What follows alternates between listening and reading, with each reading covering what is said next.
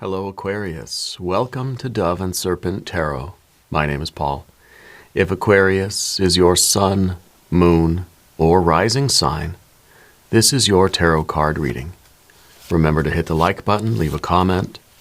Consider subscribing to the channel, especially if this reading resonates with you. These readings are totally free. If there is anything you would like me to pray over, or meditate upon, or send positive energy toward, please let me know. Now, this is a general reading, so try to be open and receptive to whatever may come through during our time together. I am merely the messenger, and I ask you to connect directly with each of these cards and use your own intuition to take you beyond the details that I provide. And remember, Aquarius, that the most important part of any tarot reading is you. And we start with the Ten of Cups. This is fulfillment. This is satiety. This is the bliss of the moment that says, in this moment, I'm happy, I don't need anything. I have everything I could possibly want right here, right now, I don't need anything. You know, it's very rare that we get moments like this, you know? It's very rare that we can stop in the middle of life, in the middle of this crazy, hectic life and just say, I feel good. I feel like I'm enough. I feel like I have enough. It doesn't mean that we're not going to be striving for anything. It doesn't mean that we don't have any ambition. It's not that we're lazy, right?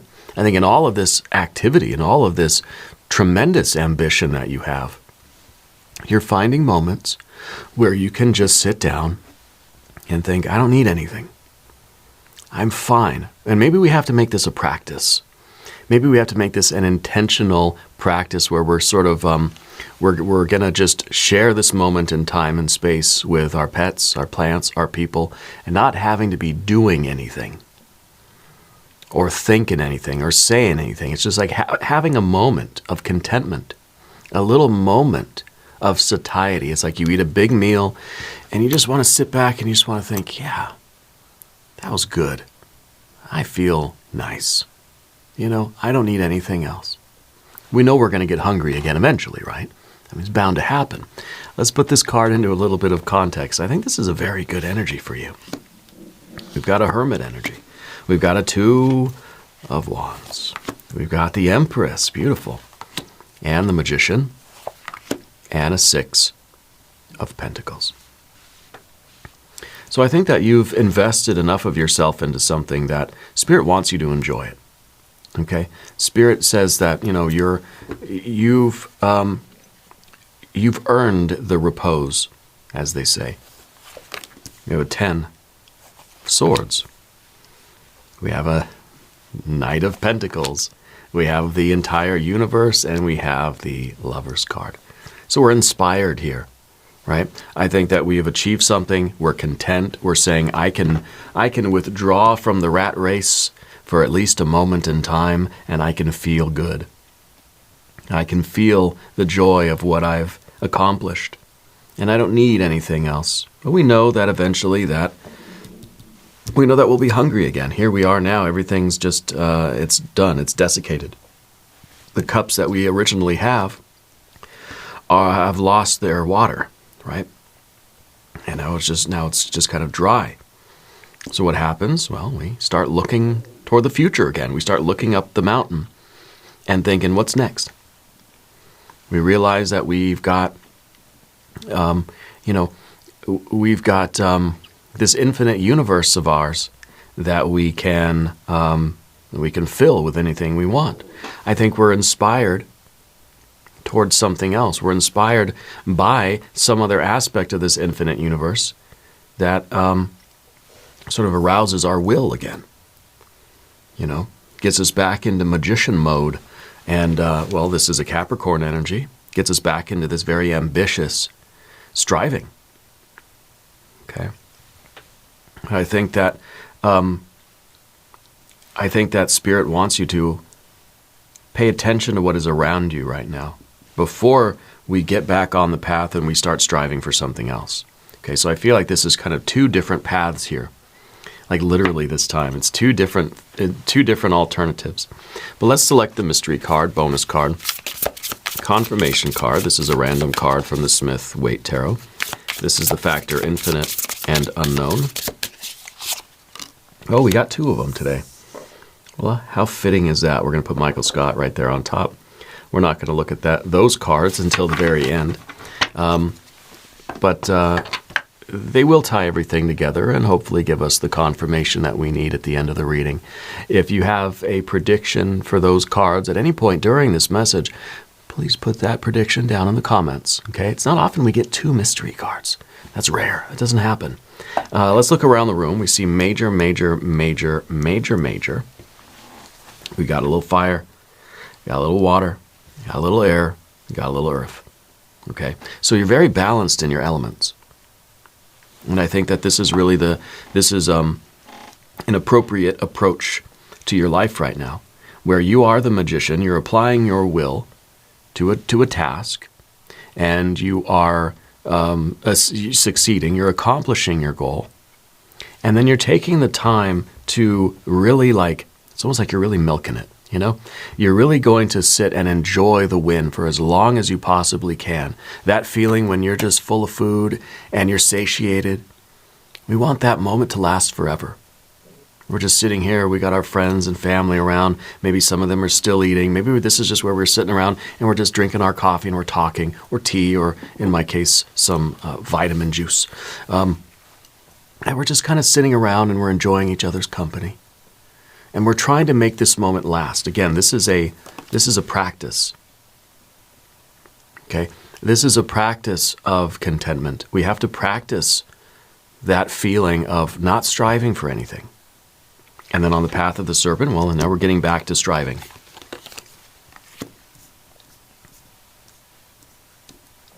But maybe the path of the serpent isn't quite us getting back to striving. What if in this big win, because look, you got the Six of Pentacles here that I think is like, this is the big success, this is the big triumph, this is a material success, right? Something that you've invested in is succeeding. I wonder if that's going to kind of, I wonder if things are going to shift for you, where we're going to be inspired by something else. Maybe the reason we have two mystery cards is kind of that we're entering into combination with something different now. Maybe we're realizing that we're inspired by something else that isn't a striving. Maybe this is a shift toward a more focus on family, more focus on a particular love relationship. Maybe we're looking at a different future, right? Not a future that's the same old thing. You know, we kind of have that we're suffering for something, the Empress here, giving blood, sweat, and tears, right? Going hermit mode and succeeding. Okay. And then we kind of have the magician applying the will and achieving the success and feeling the satisfaction of that success. So we could look at this as just kind of one of those dopamine circuits. You set an intention, you apply your will, you work hard and suffer for it, and you achieve the win, and then you get your 10 of Cups, you get your reward, you get your satisfaction. But then the cycle repeats. Eventually that satisfaction withers away. I'm not satisfied anymore. I'm hungry again. Got to get up. Got to wake up the intuition. Got to wake up the ambition. Got to wake up the magician. And got to figure out what's next. And the cycle repeats. Okay, so we're never fully satisfied, right? But I wonder if the 10 of Swords in your case is sort of saying something different, saying that desire that you have is in some way drying up, you know? That maybe we're getting off this merry-go-round, we're getting off this cycle, this carousel, this circuit. We're saying, I want different things now, or it's not even really a want. Maybe it's saying, I don't want anything. Maybe this is the absence of desire. Maybe this is us breaking free. I always say the 10 of Swords is the birdcage. Maybe we're breaking free from this wheel of ambitious striving and creation and success, goal-oriented sort of life here. Yeah. Maybe this is the breakthrough that says you're achieving such a success that you're not going to want anything else.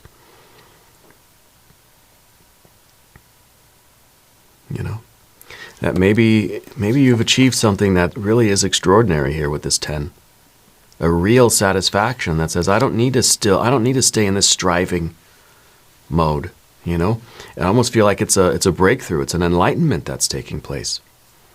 Or with the 10 of Swords, you're kind of realizing the futility of being on that merry-go-round, that circle track of just striving, achieving, feeling good about it for a minute, and then striving, achieving, feeling good about it for a minute, then not feeling so good anymore, so we strive again, right? I wonder if you're breaking free from that cycle somehow.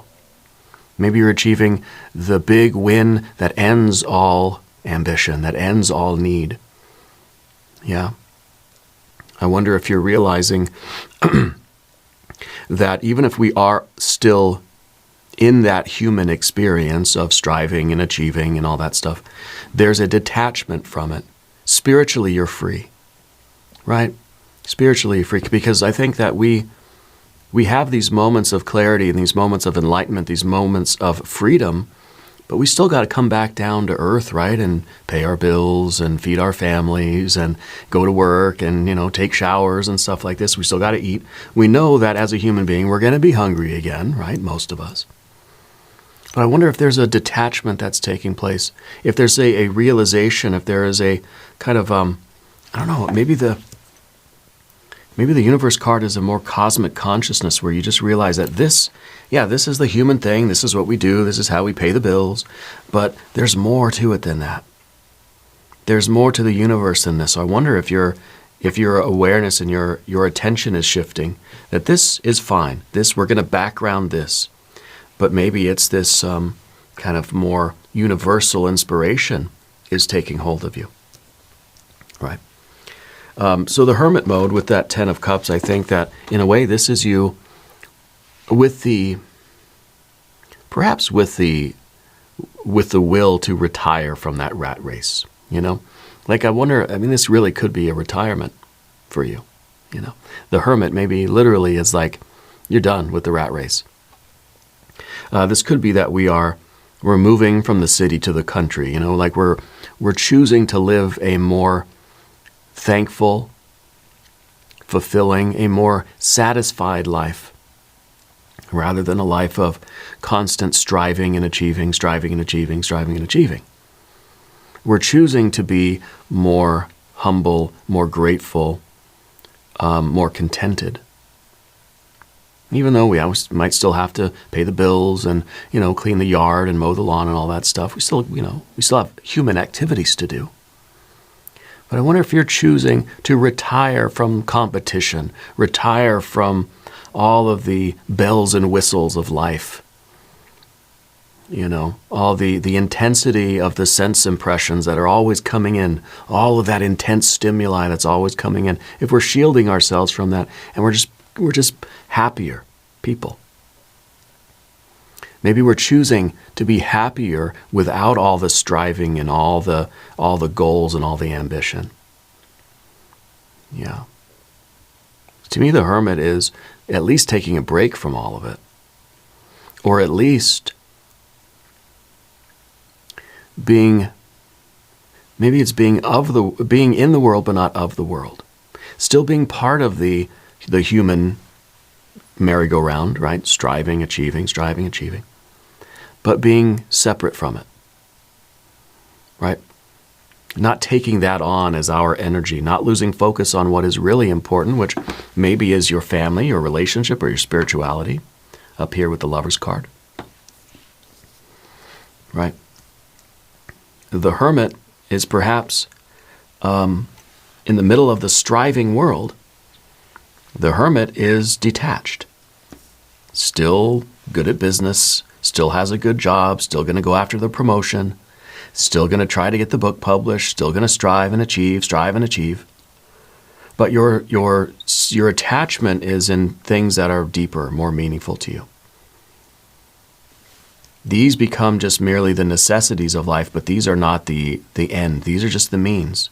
The end is what is really, truly inspiring to you, which, again, may be family, maybe your relationship with your spouse or your lover or your partner. It could be your relationship with spirit.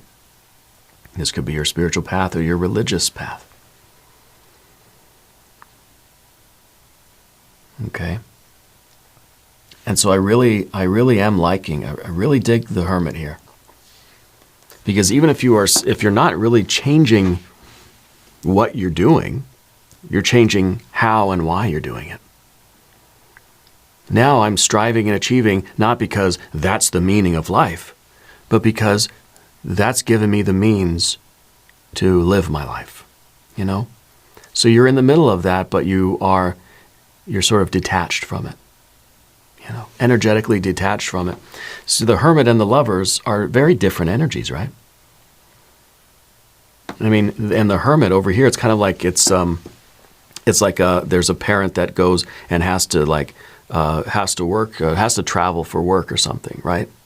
And they're out there doing that work out there somewhere in the world. Their family is at home. And that's where they really want to be. That's what means something to them. That family that is existing at home is the only reason why that person is out there doing all that work, out on the road away from their family, right? It's the means to the end. There's a higher purpose to it. I'm not just striving and achieving because that's the meaning of life. You know. So I like that. I like the contrast between the Hermit and the Lovers. And the Magician up top, I think, is your ability to be flexible and be adaptable. But even with the Magician, there's this implication that you can enter into combination with other things, but it doesn't change your nature. You can be in the world, you can work in the city, but live in the country. Yeah. You can be part of the rat race. You can be striving and achieving, but it doesn't become you. It doesn't change who you are. Right? Mercury, the Magician, is one of those elements that can enter into combination with any other element, any other metal, but you can separate them. And the Mercury is no better, no worse for that experience. You know, it's the way that an energy can incarnate and take on a particular life, and then after that's done, it's gained in wisdom and experience, sure, but it doesn't. Or at least I think in your case, we're not losing ourself. We're not losing our identity in that work, right? In that human life of striving and achieving, we're not losing who we are. We're not losing the sense of what's important to us. Because then we start to feel like that game is what is important. That game is who I am and why I'm here. So I feel like your Magician, your Mercury energy is up above this. Up above this striving, right? That the Hermit is here shielding themselves from the energy, but they're in the middle of it. We always think of the Hermit as the one that lives up in the mountains away from the city, you know, but your Hermit is right there in the middle of the work. Doing life, doing the things, paying the bills, pumping gas, and buying the groceries and mowing the lawn, doing all that stuff. Going to work, competing, wrestling and fighting with the world to get what we need. Striving, right? Striving. But your Magician is up above that, detached. There's work that's going on a higher plane for you. Okay? And down beneath the surface, we see the Two of Wands, which is your will. And the Two of Wands is your ability to adequately control the things that you need to control. Yourself, your reactions, your intentions, your vision, your identity. Okay? So it's by sheer willpower that we're not letting ourselves get consumed by this striving and achieving cycle. Okay?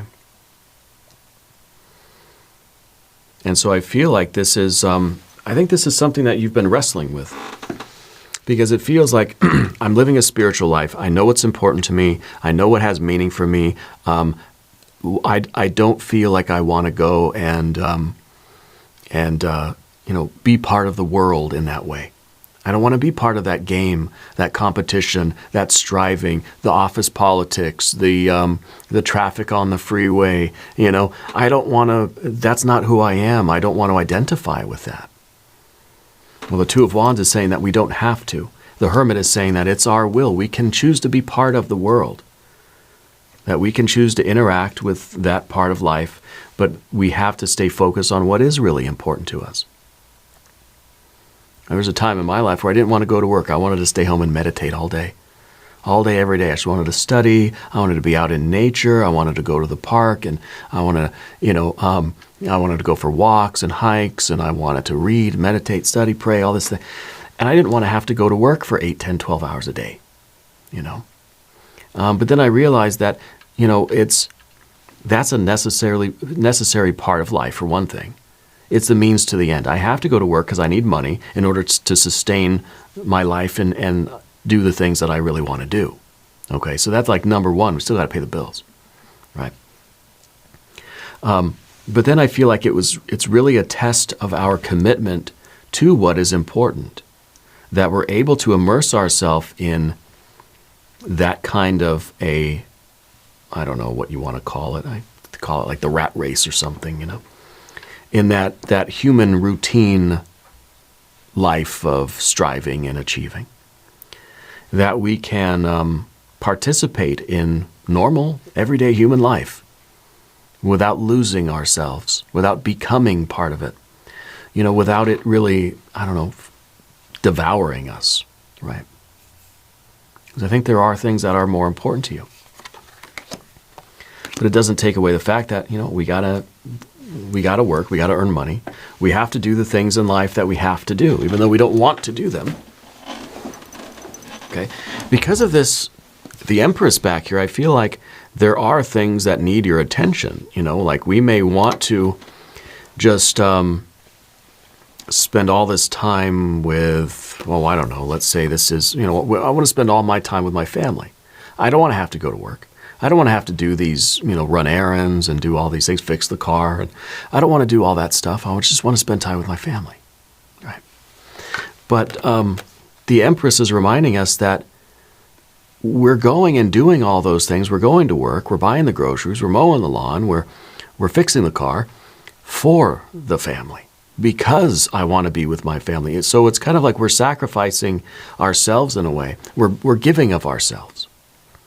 Because we're responsible for something. We're taking care of something. There are other life forms that are relying on you. Okay, because I think if it wasn't for that, if it wasn't for my family, who knows what I'd be doing, And I think it's important that we recognize that there are people that rely on us. And that's the reason, that's what is justifying me being part of this, world in this rather mundane way. That we sometimes lament. Sometimes we don't want to do the things that we have to do. But since it's in service of something higher, it sort of justifies it in a way, right? And I feel like that's what this Empress is here saying to you.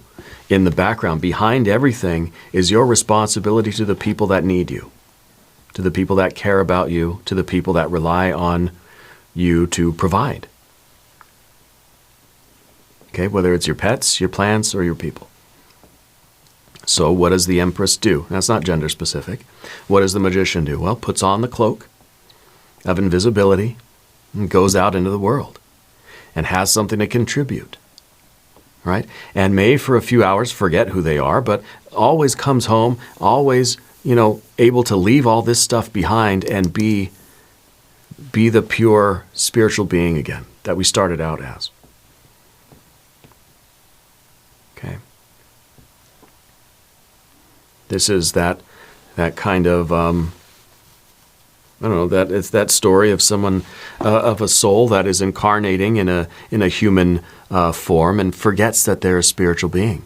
We've so identified with our human nature that we forget that we're a cosmic consciousness.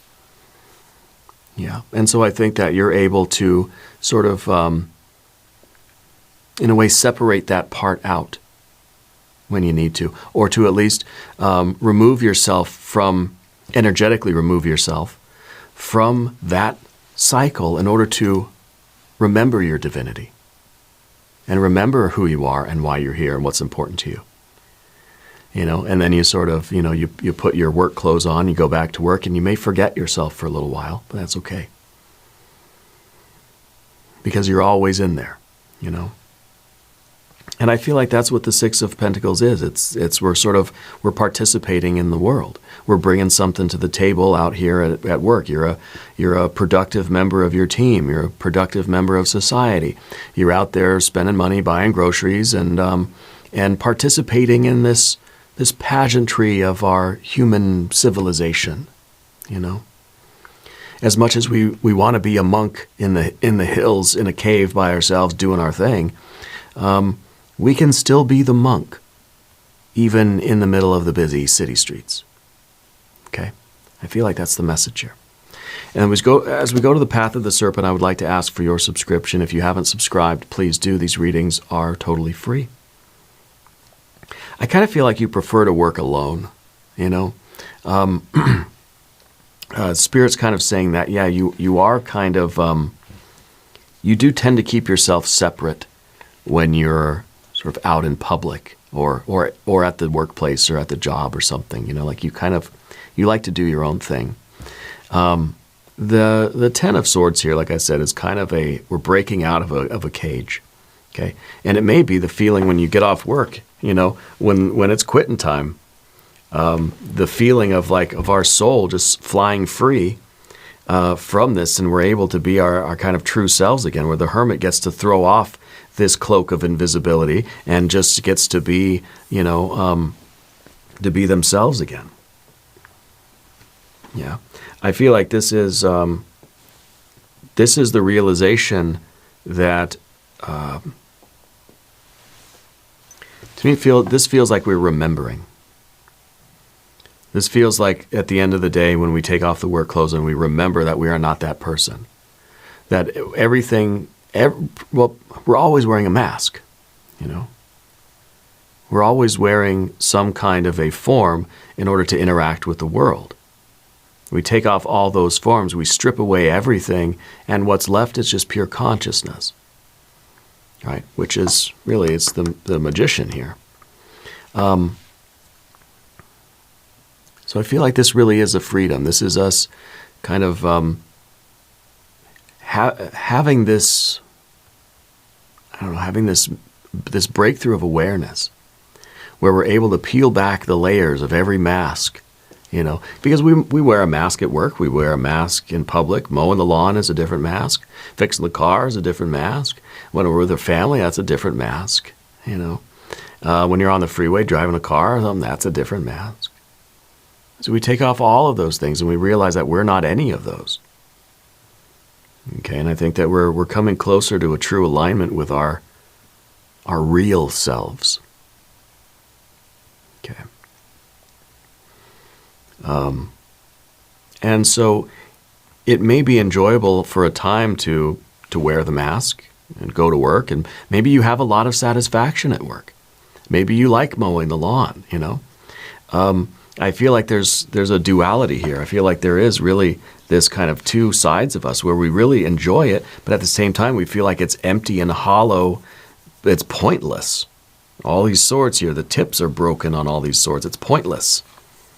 Right? All these swords are pointless. Over here, all the cups are full.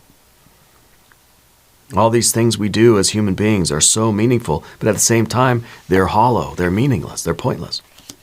So how do we reconcile that? Because I think we go to work, we enjoy work, and then we catch ourselves, we think, oh wait, God, why am I enjoying this? This isn't who I am. I've forgotten myself, Well, that's okay. That's life, I think you're having these sort of moments of awareness. You're having these moments where your pure consciousness breaks through all of the masks. And we realize the futility of everything in life that we do, But it's a glimpse, okay? Because we put on we put on our clothes again and we put on our mask and we go and we immerse ourselves. And I think it's important that we do try to enjoy the things that we're doing, whatever those things are. They can simultaneously be intensely meaningful and satisfying as well as pointless. Sometimes the most meaningful things are the pointless things.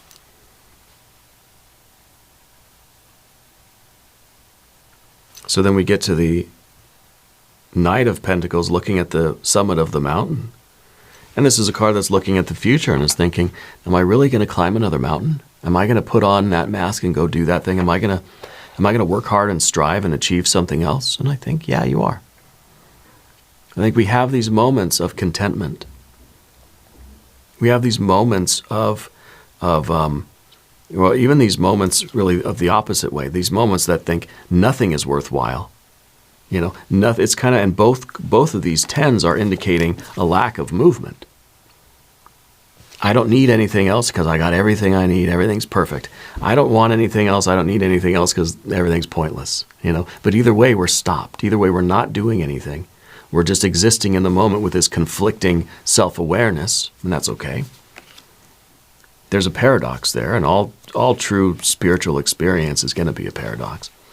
But then we get to looking at the top of the mountain again and thinking, all right, well, I might as well climb. Might as well keep going, And so I feel like you still have a very practical vision of your life. You still are looking at the future and thinking, I want to grow. I want to build. I want to keep growing this life, this human self, this human existence that I'm in. I want to keep going with it. Might as well. Might as well see what's out there. See how high I can climb, that sort of thing. I'm going to try not to forget who I am. And I'm going to try to enjoy the journey. Yeah.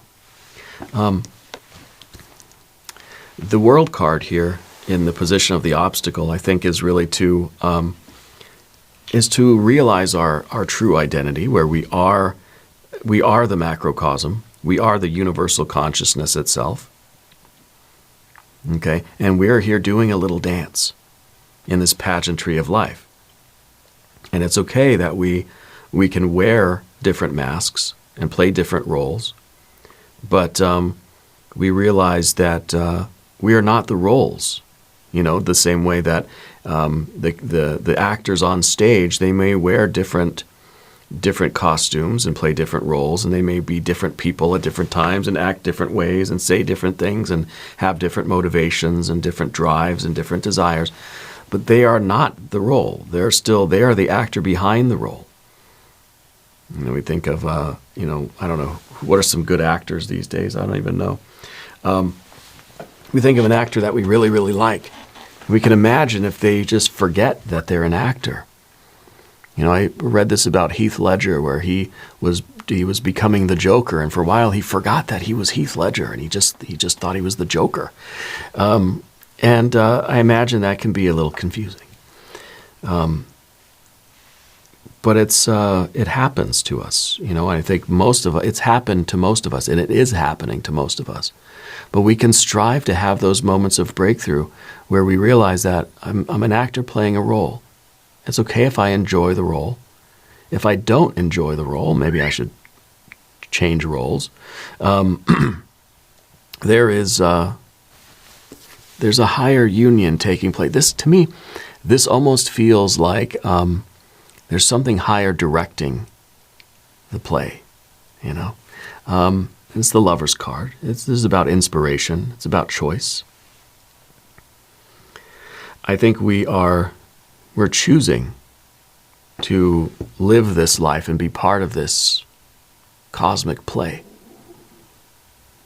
Yeah. I feel like we're having this breakthrough awareness of who we really are. Like we're remembering for a brief moment that, oh yeah, I'm just the actor playing the role. Okay, I'm glad I remembered that. Time to get back to the role, Let's look at the mystery card. Very interesting energies here for you. And we got two of these. It's going to be two different roles. Maybe Empress and Emperor. Maybe I don't know, maybe magician and hierophant again, or magician and hermit, or hermit and lovers, or hierophant and, well, maybe hierophant and magician. I think it's going to be two major arcana energies, but let's see. Well, it's the Chariot and the Eight of Pentacles. The Eight of Pentacles is the refinement of our roles, right? The Eight of Pentacles represents us always trying to be the very best at whatever role we have at the time. You're the one who's mowing the lawn. Try to be the best lawnmower I can be. You're the family person. Trying to be the best family person I can be. You're working for a company. Try to be the best at that role. Whatever role we take, and try to do the very best that we can. We're trying to refine the character. Refine the character, right? Set my motivations, my drives, my mannerisms, my beliefs and values. That's my character. My integrity, that's my character. We're trying to refine our character. The role that we're playing. Who do we want to be? When an actor says, okay, you're going to be the Joker, it's like, and then it's Heath Ledger's, he's got to figure out, maybe I'm dating myself, this is a long time ago, and he's got to figure, okay, who is the Joker? Who am I? What's my character? What are my thoughts, beliefs? What are my feelings? What are my values? What are my drives and motivations? It doesn't mean they belong to Heath Ledger, but that's what he's creating in that character, right? So it's up to us to refine our character, however many characters we have. Yeah. And of course, the Chariot, I think, is to realize that in all of this, there is something pure and untouchable in us that does not participate in the pageantry, is separate from that, is untouched by the pageantry, is just the witness. It's that pure consciousness that cannot be changed or distorted, is immutable and infinite. Okay. The Chariot is saying that I'm gonna continue with my whatever roles I have. I'm gonna continue with those because there's a devotion here. There's almost an obligation to be the very best characters that we can be. There's almost an obligation here to see what we can become, to see how good I can play this role. Yeah. Because I feel like there's a reason why we're here. And maybe that reason is to just, I don't know, gain experience, to see, maybe just to witness. Maybe just consciousness is its own goal, Consciousness is its own reason. I think that each of us, we are the many eyes of the universe. And so maybe this is literally just the universe becoming self-conscious, right? Anyway, we're going to do an extended reading. If you want to stick around, there's a link up top. There's a link down below. New readings for Aquarius, Thursdays and Sundays. Be sure to watch both readings. If you haven't subscribed yet, please do. These readings are totally free. Leave a comment and let me know where in the world you're watching from. I want you to know that you're the most important part of Dove and Serpent Tarot. I thank you and I love you. And we're all in this together.